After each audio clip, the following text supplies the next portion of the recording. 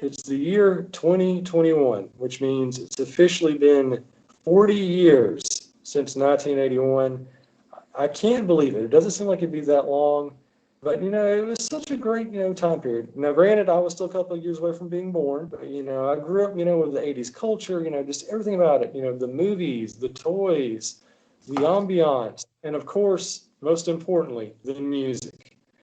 So we're kind of stepping outside of our wheelhouse a little bit here on Common Journalism as we take a look at the greatest hits of 1981. I mean, we're covering the entire gamut. We've got everything. We've got, arena rock staples. We've got great funk stuff. We've got R&B. We've got some of the greatest guitar-driven rock music ever. And of course, someone who knows a little bit about the 80s herself, perhaps a little bit more than me, Kit Kat Kristen. So 1981, when you think music, and you should think 1981 in general, what's the first thing that comes to mind?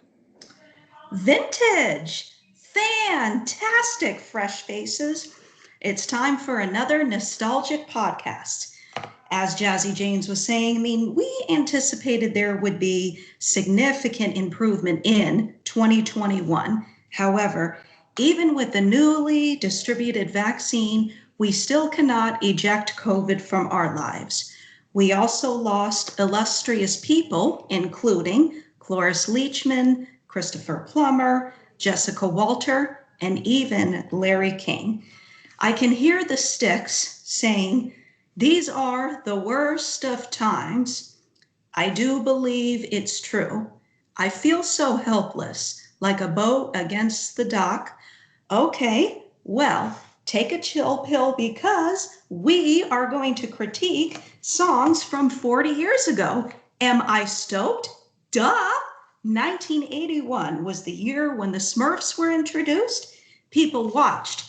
3, 2, 1, contact. Three's Company, Different Strokes, and also The Facts of Life while loudly popping bazookas, snacking on Skittles and jelly beans, and holding up boom boxes. I do believe that various dudes and dudettes repeatedly and respectfully played these 10 1981 hits because they are filled with exuberance, profound lyrics and harmony, friction, amusement. Either way, these were the best of times. I wish I can exaggerate more, but I can't carry a tune like the Styx. Oh, Jazzy James, before we begin, can I ask you something? Oh, absolutely. Yes. How you going to win Pac-Man if you really don't want to play by standing on the wall? Get your back up off the wall. What you going to do? Get down on it? I think I have no other choice. What you talking about, James? Oh, this is going to be the best podcast ever. There's just too much potential on this one. Yes, and before we begin, check this retro out.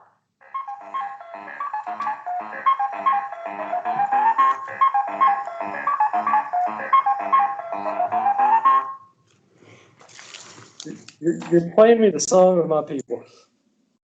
That might as well be my national anthem. Mm. Oh, all right.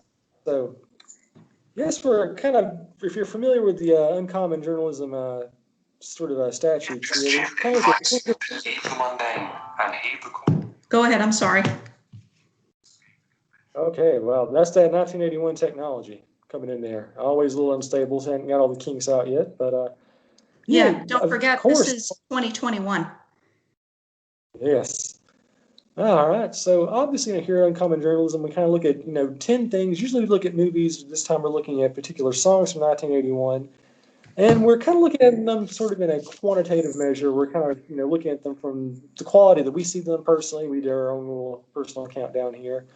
So starting off at number 10 is the song that we both agree out of the 10 songs is our least favorite from 1981. A terribly depressing song from a terribly depressing movie. It is Arthur's Theme by Christopher Cross. And, I'm just not a big fan of the movie, and I'm just not a big fan of the song. I mean, it just doesn't really connect with me. Right. And again, Arthur's Theme. What can we say about Arthur's Theme performed and co-written by Christopher Cross? I mean, I give credit to Mr. Cross for having this song win the Oscar for the best original hit, but Arthur doing as he pleases just isn't as appealing like Ride Like the Wind or Sailing. Also, this tune, unfortunately, is at the lowest of the list because it's very wholehearted and it gives optional choices. Like when getting caught between the moon and New York City, you can fall in love or dismiss it. Even Christopher Cross admits it's crazy, but it's true. So, in my opinion, this hit is more educational as opposed to entertaining. Come on, I want to enjoy the radio and the music. I'll learn from books, computers, networking. That stuff can come later. The internet, that will never catch on. That's just a pipe dream. Yes. And as far as going into more detail about the history of Arthur's theme, it was released on August 14th of 1981, and the main theme was for the 1981 movie Arthur, which starred Dudley Moore and Liza Minnelli, but still, like I had stated, it just isn't my favorite song. It's not something that I can play 5 times in a row. Yeah, for me, I think just from this song and pretty much every other song on the countdown is all those songs have some sort of nostalgic appeal to me. I can kind of have the song in something from the 80s or from, later on in my life. This one, it's just the song from Arthur, just kind of background noise. Not really as catchy and toe-tapping as the rest of the songs on here. Got some good lyrics, good pacing. Christopher Cross, I think, is an excellent all-around musician. But this is one of those songs where everybody says music is something you feel. You can't really, sort of, intellectualize it. Just doesn't do anything for me. Unfortunately, not. All right, and moving along in our countdown, we're getting very diverse here. This is, when I saw this one on the list you sent me, I'm trying to figure out, where exactly I've heard this before, if it's been in a movie or on TV or has some sort of, greater pop culture association. But it is also from 1981, Other Voices by The Cure. So does that mean you're a closeted goth fan? Absolutely not. And I'll start off by saying it's not that I dislike this song, but The Cure is a gifted band, and some of their other songs, not voices, like Love Song, Boys Don't Cry, Just Like Heaven, induced my interest. But when I first heard Other Voices, I was affrighted. The bass introduction was menacing, and it kind of seemed like it was in competition with the Fun Boy Threes. The Lunatics have taken over the asylum.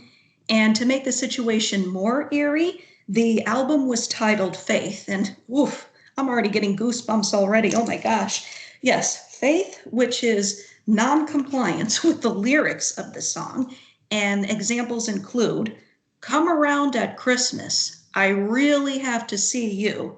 Commit the sin, commit yourself. Dude, that is preposterous. I mean, you're already hearing distant noises, other voices. I mean, I really don't even want to see you around Halloween, but instead I will sing with Hall & Oates. I can't go for that. No, no, no can do, which is another 1981 hit that I just wanted to point out. I listened to this song a couple of times. The first 2 or 3 times it really didn't hit me, but after a while, I started feeling kind of some changes. Something just kind of in my personality kind of started to get a little bit darker and more depressing and more rebellious. And you know what? 2021, I'm sick of the mask. I want to go back to 1981. I want to go You got back it. and be as preposterous and just as goofy looking as possible. And I don't know, I've always kind of secretly wanted to kind of go the goth route, but the music has never had that much appeal to me. It's just too sad sack, doesn't have enough movement to it. It's all just, really like ridiculously overly romantic and sort of the depressing Victorian sense. Just doesn't gel with me. But yeah, the Cure, they've got a lot of good songs, a lot of great albums, like you said, but this one I think is one of their lower tier efforts. Right. And also on a not so scary note, the album was released on April 14th of 1981. So we are literally almost at the 40th anniversary of Other Voices. But if you kind of want to pinpoint that for 2021, hopefully we will see some drastic, maybe not drastic, but some improvement for this year, but still no guarantees with the way things are going. Yeah. It's you look at the world and sometimes you feel like just the entire thing is burning. Almost like the number 8 song in our countdown, Burning for You by Blue Oyster Cult. So now we're getting a little bit more into my genre, kind of my wheelhouse here. So whenever I think about this song, I know it's been in like 4 or 5 different mainstream movies. I think the one I associate most with is the Let the Right One In remake from 2010. I believe it was 2010, Let Me In. If you're referring to the one with Chloe Grace Moritz, then yes, that is Yes. exactly right. Okay, and so And, where else have we heard this song? you know, as humiliating as this may sound, the only movie I can think of was Let Me In, but as far as Burning for You by the Blue Oyster Cult, again, this is more of a logical song. It's at the lower to the middle of the list because, again, I love the bass and the percussion in the song, but it's another one where I cannot listen to consistently. I mean, the lyrics are time is the essence, time is the essence, time is the season, time ain't no reason, got no time to slow, time ain't on my side, time I'll never know. Okay, yes, I'm aware, no need to be lectured regarding wasting time. I just want to endlessly blast the radio. I would say that I'm more favored by Blue Oyster Cult's 1976 song, Don't Fear the Reaper, which was featured in the original Halloween. But going back to Burning for You and its 40th anniversary, it goes perfect with being released in July of 1981. Burning, summertime, hot, humid, romance, intensity, even a little bit of animosity there. Yeah, usually when people think about Blue Oyster Cult, they think of them as being a 1970s band. That's kind of where the most famous and popular works here. But they did have that brief resurgence in the 1980s. I think it's a good song. It is a little bit too reliant on the synth. I mean, I think synth works well in certain genres, not so much with, light heavy metal like Blue Oyster Cult does. Um, but it's a good song. I wouldn't necessarily say it's a great song. If it's on the radio, I'll hum it a little bit, but it's not going to be something I put in my, workout mix or anything. I agree. Or should I say, I concur. Oh, you pretentious Blue Oyster Cult people. Oh, all right. Oh, and speaking of songs that are never, ever overplayed, coming in number 7, Can You Feel It? Calling in the Air Tonight? Particularly if Phil Collins is the one doing it. Yes. And with In the Air Tonight by Phil Collins, I would say this is in the middle of the list because I consider it very mediocre. It's a mellow but smooth tune, very similar to Phil Collins's other tunes like Another Day in Paradise and One More Night. And when it comes to Phil Collins, I want a slow song. So I got a slow groove on my mind, blanket of stars in my eyes. Again, paraphrasing the slow hand song by the Pointer Sisters, which also came out in what year? 1981? Bingo. And also, when listening to In the Air Tonight, I kind of jinx myself by playing it over and over on New Year's Eve in December 2019, because then it was time to ring in the new year. There was so much I wanted to accomplish, so many desires I wanted to succeed, just wanting to try new activities. Just I had a long list of potential activities. And as that year went on, unfortunately, we were unable to partake in that. So when they say, I can feel it coming in the air tonight, oh Lord, I've been waiting for this moment all my life. Oh Lord. Yes, I got jinxed with that song, unfortunately. So Again, good tune, but in the middle of the list. Yeah, I think this is one of those songs where it's the definition of a song that's really, really good, but because you hear it so often all over the place that you kind of, loses its luster. Two things about this one. Of course, all the major like drum guys love this song. It's one of the most iconic, drum breakdowns in rock and roll history towards the end. But for me, it's always kind of also kind of have like a sinister tone to it because of the urban legend that's actually written by Phil Collins about watching a guy drown and who's like personally responsible for it. It's kind of like a confession to a crime, kind of. So have you ever like heard that sort of urban legend? Unfortunately not. To me, I actually like to play this song at work. Like say that if I'm working on legal cases or, something like a demand or a disbursement or even just doing something litigation related, I guess this song just makes the day go by. And I know it may be irrelevant to what you're saying. I mean, to me, this is just a song that I'll occasionally hear. Yeah, I cover a lot of sporting events professionally, and it plays all the time, no matter what sport's going on. So if you're not, tired of it by now, cover sports for a year. You'll get tired of it. All right, and moving along, we're getting some deep cuts now. We're getting into some of the less heralded '80s bands here. Coming at number 6, it is the breakup song by the Greg Kihn Band. And once again, speaking of Let Me In, this is also a song that's famous for being featured in that one. And the Greg Kihn Band is one of those bands where if you're not really in tune with the '80s, when you hear the name, you're like, oh, who's that?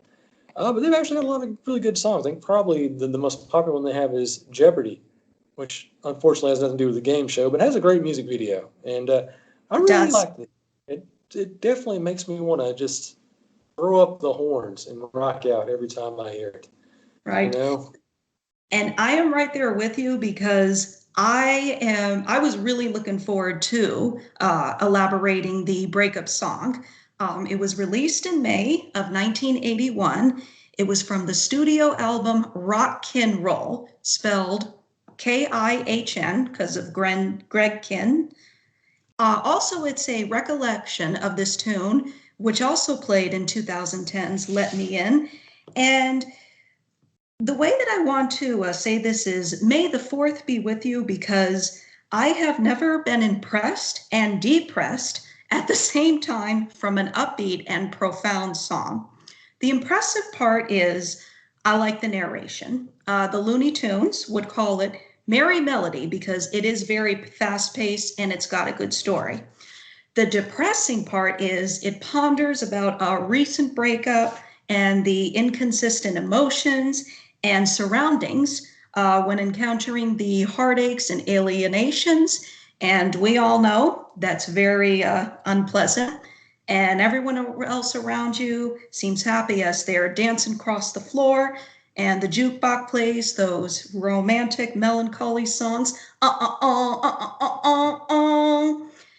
Another distraught part is they don't write them like that anymore. Like you hear today's music, rape, pornography, superficial lyrics, as opposed to the 1981 rational songs.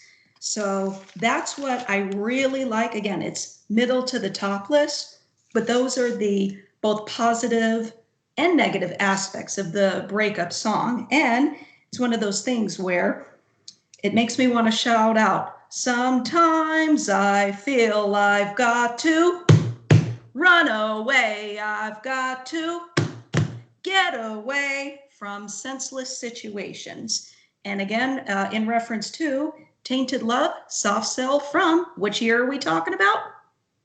I'm going to take a wild guess here. Was it 1981? 40 years ago. You got it. I knew it.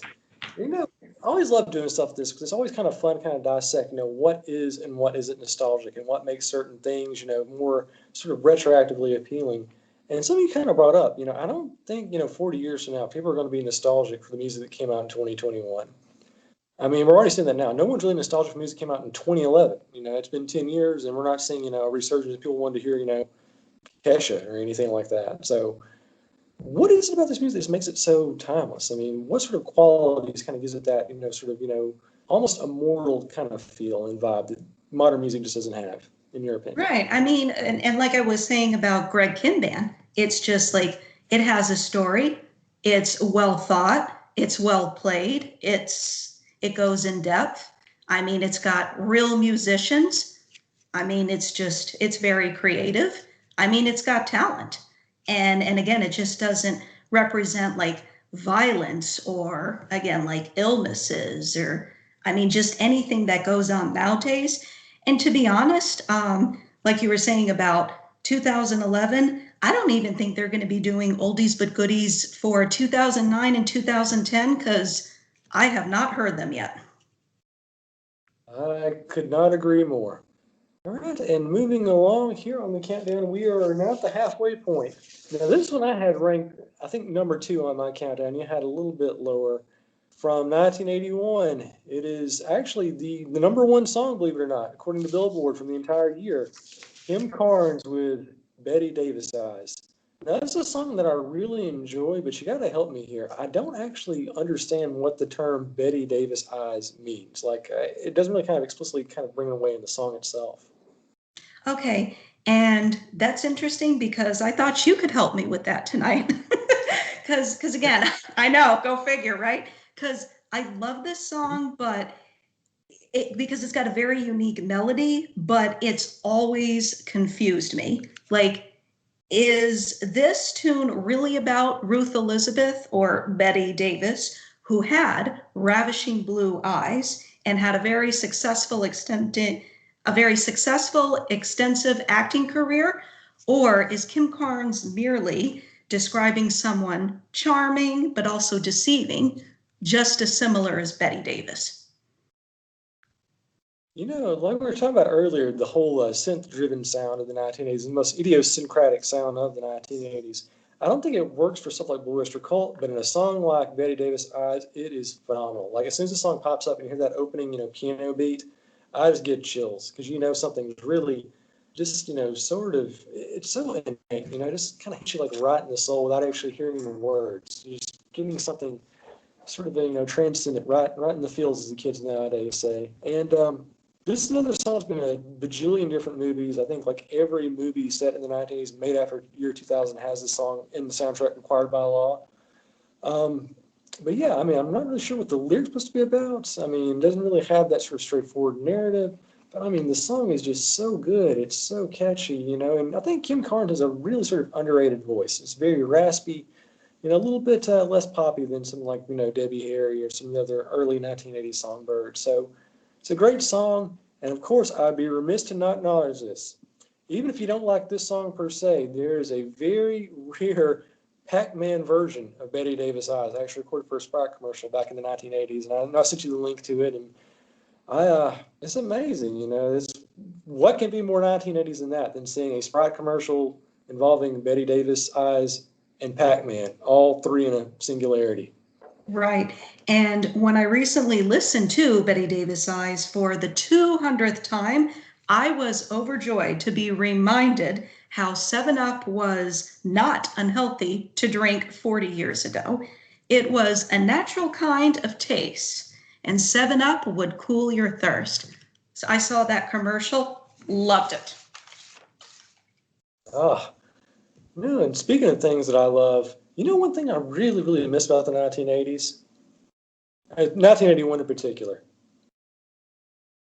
What do you, the arcade? An Atari? I miss the arcade, but I also kind of miss the androgynous haircuts. I mean, I think that was a really kind of cool aesthetic, which needs to come back. As a matter of fact, I might need a second here. I'm feeling very, very, 1980-ish right now.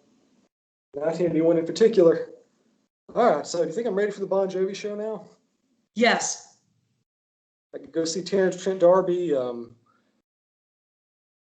I don't know. I think it's a good fit. Who am I talking to? Are you sure that this is uncommon journalism? It's either that or Tiger Beat, one or the other. Mm. Early MTV. I could be a DJ. This is good. And speaking of DJ, is the next song on the list Lunatic Fringe? Oh, Not quite. It's a little bit higher, Not but quite. this one is also almost as good. It is Our Lips Are Sealed by the Go-Go's. And here's my confession about 90s music. I get the Go-Go's and the Bangles confused all the time. So is there any way to kind of like discrepancy between them to kind of, do the visual test here? Oh my gosh. I mean, Our Lips Are Sealed, an aspiring all-female band by the Go-Go's. Here is Courtney Moore, who was inspired by the Go-Go's. This song was released on June 12th, 1981 from the album Beauty and the Beat. Kudos to those bratty babes. You got Belinda, Jane, Charlotte, Kathy, Gina, and I love the comprehensive video because you've got the big hair, jangly jewelry, sunglasses, drugs, freestyle, also cruising in the Buick. And it is very similar to, again, the Bangles and also Bananarama. But no, nobody can outsmart the Go-Go's. And I must say, we are go-go-getters with this podcast. Can you hear our audience? They listen and talk about us. Not telling lies, and that's no surprise because they love us. Yeah, we got the beat. We got the beat. You must be ecstatic about that. Yeah, I mean, her t-shirt does say, totally cool. Oh, wow. Is that the one that comes with the Pac-Man arcade accessory? Yes. Oh, Yes. wow. So how much would you have loved having that back in 1981?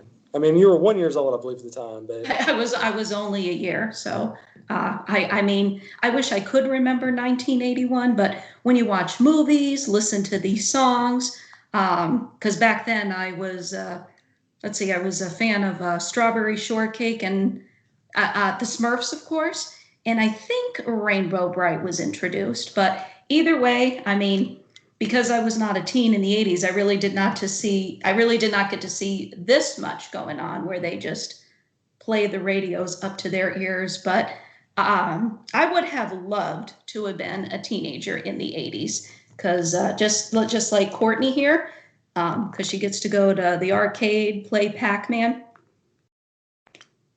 Oh, wear her scrunchies, wear her bracelets. I just love the attire. okay, so is that like a miniature Walkman she's carrying? This, Hmm? it's moving in stereo. Oh, wow. By the cars, yeah. Moving in That stereo. is crazy. Wow. Okay, well, I think you may have won the prop game this time. Yes.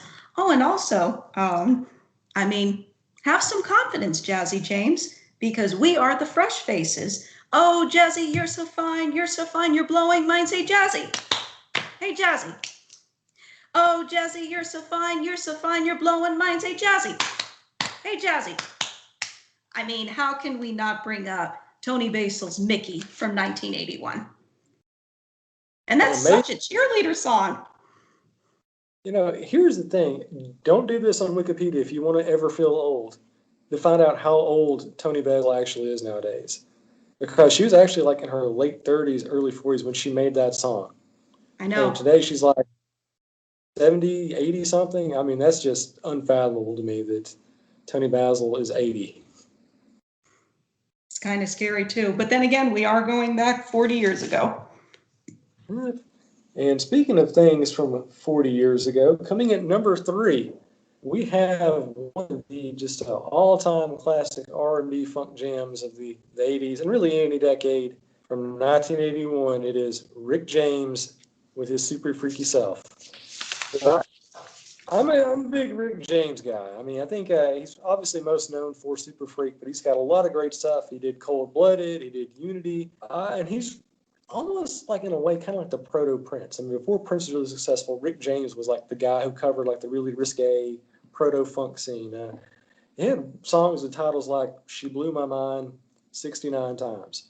So subtlety, not really his forte, but man, did he have some great songs. And Super Freak is it's an all-time classic. It was cool then, it's cool now. It's never going to fall out of fashion.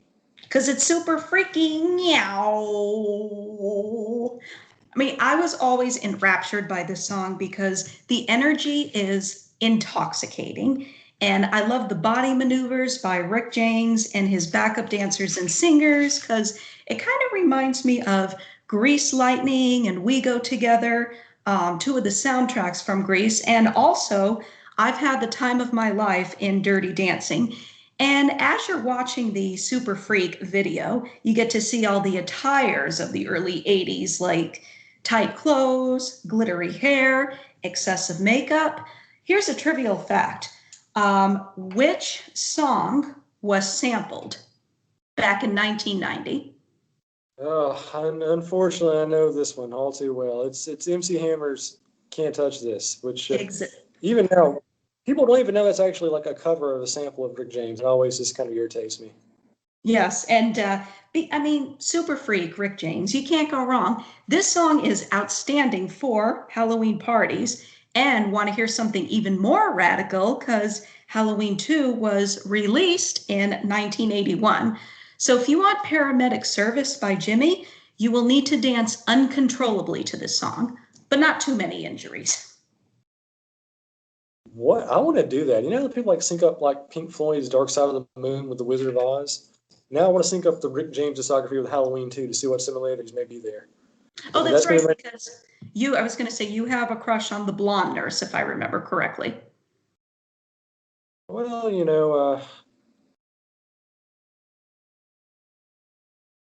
I mean, not as much okay. Last Star, but I think he's definitely the best looking guy in the cast. But she's all right, you know, if she's still around. She is. Well, and also, just to point out, I saw you had a very special girl at Days of the Dead, and she must have incense, wine, and candles every time you meet. Well, I mean, clearly, running a podcast is the way to win any woman's heart, and taking them to horror conventions for freelance assignments, that will do it. I mean, really, that's all. Yeah, that down. that's all right. That's all right. So that is the kind you will take home to mother. That is perfect. Your timing is impeccable. Oh, man. Perfect.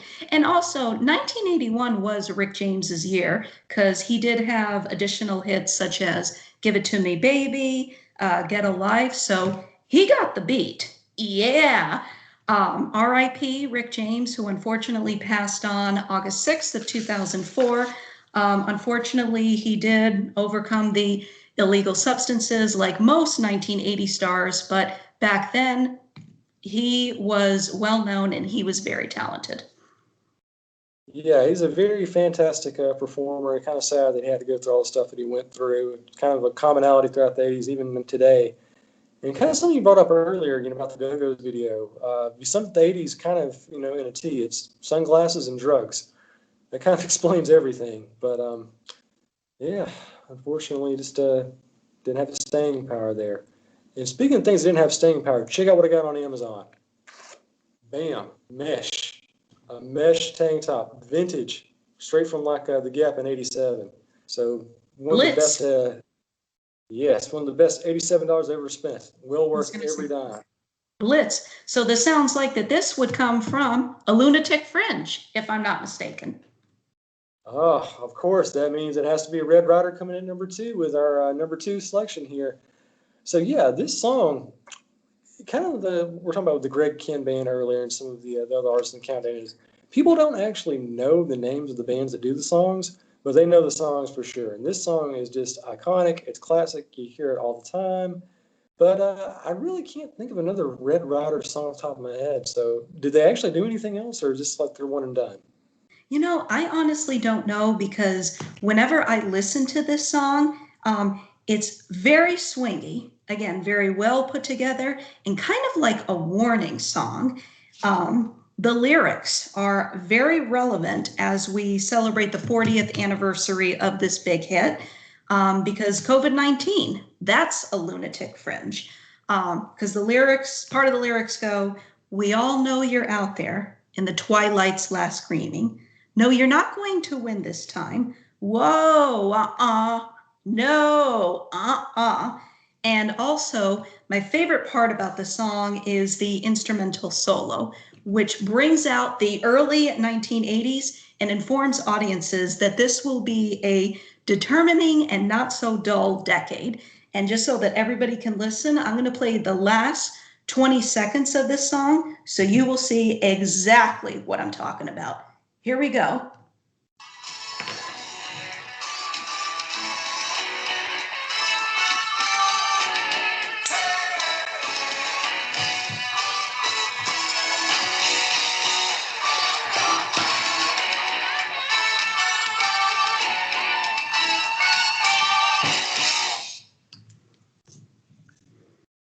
I think I could conquer the entire Soviet Union listening to that song. There You is will, yeah, you will never hear that in 2021.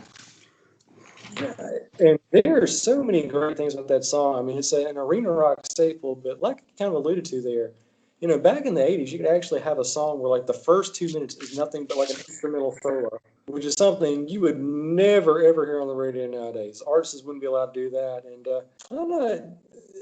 I'm not really sure if there's like an official name for the genre, but stuff like the Red Rider song we heard, I know the Alan Parsons project had kind of a similar vibe, where it's all very instrumental driven and it kind of builds up a little bit of prog rock to it. So yeah, I think it's a very underrated band and still surprising kind of an underrated song. I think it deserves more recognition than it gets. Mm-hmm. And speaking of recognition, now we go to our top song, which is Don't Stop Believing by Journey. And theoretically, this song should be at the top list because, duh, save the best for last. And Steve Perry and Journey delivered the importance of this tune, which was considered by Mike DeGagney. Forgive me if I'm not saying his last name correctly, but Mike DeGagney of AllMusic, the perfect rock song. And I cannot agree more. From the album Escape, what month and day was this released? Oh man. Okay. Was it April or? I'll give you a hint. It was the best night to hold on to that feeling. Streetlight people, you could take the midnight train going anywhere. Okay, so it wasn't November. But you're getting close. Okay, August. One more guess? Okay, July. October 31st, 1981. What? Yes. That is crazy. Right.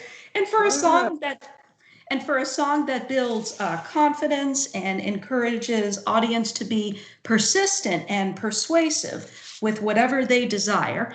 My favorite lyrics in the song are working hard to get my fill. Everybody wants a thrill. Oh, mwah, I love you, Steve Perry. And I just put a magnet on my office desk stating, difficult roads often lead to beautiful destinations. So in other words, don't stop believing. I've heard someone describe this as the ultimate karaoke song, and I think it's impossible to deny that. I've heard this song on open mic night so many times, and it's an irresistible song. I mean, once you hear like the first piano notes, you just got to hear the rest of the song, and it still is effective, It's one of those things where, it was really a toe tapper in 1981, and here we are 40 years later, and it's still one of, the most energetic songs really ever made. I love it. And when I saw Rock of Ages in Las Vegas back in 2014, of course, they had Don't Stop Believing, where the entire cast sang it. That was the ending where everyone reconnected, reconciled, celebrated good times. Come on. So again, there is just something about don't stop believing, hold on to that feeling. Astounding. Often people like to say a song is timeless. Don't Stop Believing, that is truly timeless. That's going to be a huge song. I'm going to say 100 years from now. It's going to outlive everyone listening to this. It's a classic. It's a rock staple. I think it's only getting more recognition today than it did back then, and rightfully so. In fact, you can almost say the future of this song is even brighter than the past. In fact, it's so bright, you have to wear some shades. Cool shades. Oh man, I can't wait to go to the gallery after this. Yes. I was going to say, if anything, you kind of look like when they're singing When the Lights Go Down in the City.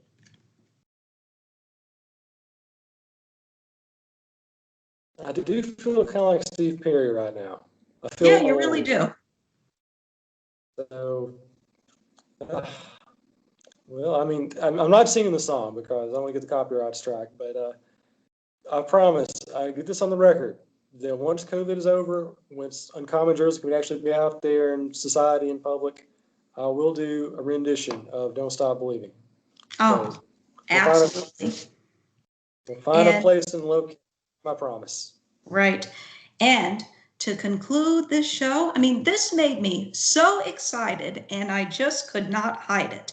And you fresh faces must also be out of your misery, because come to think, Jazzy James and I only stated 1/4 of 1981 hits. There are many more tunes by Juice Newton, The Police, J. Giles Band, Foreigner. It goes on and on and on and on. So pull out your boom boxes, put them on your shoulder, tie your hair to the side if you can, and hark back to the yippee year of 1981.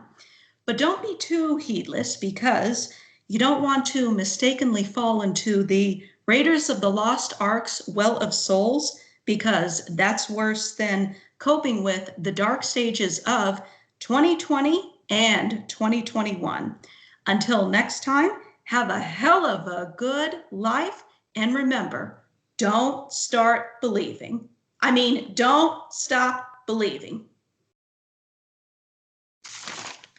I will approve of that. Now, if you don't mind, I'm going to go to the mall. I'm going to Orange Julius. I'm checking out Radio Shack. And then after that, I'm going to listen to Judas Priest for the next 4 hours.